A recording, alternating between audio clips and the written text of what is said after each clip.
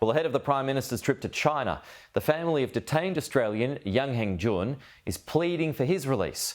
In a new letter, his sons say they fear their dad will die in jail from medical negligence. Live to Canberra now, Trudy McIntosh is following the story. So what have they had to say, Trudy?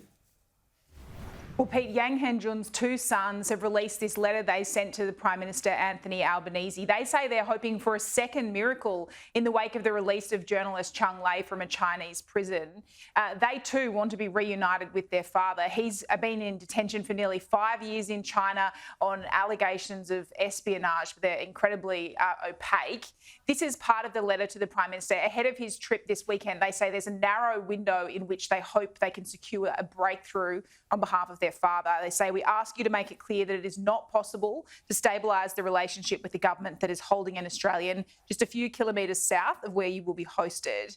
They say they're terrified that their father is going to die in a Chinese jail cell. They believe essentially this is medical negligence. The Chinese prison authorities have indicated potentially their dad has a 10-centimetre cyst on his kidney, but they're not confident he's actually getting the treatment he needs. To underscore that, they've released part of the consular update from DFAT from last week. And this is what it says of Dr. Yang's condition at the moment. They say, we note that Dr. Yang's physical condition had declined. He looked pale and had lost weight. He said for the past 3 weeks he couldn't walk and remained basically bedridden. He said he'd never felt like that before. The Prime Minister yesterday made it clear he will be raising tough issues when he's on the ground in China, including the case of Dr. Yang. It's incredibly difficult to read the legal system in China, Pete.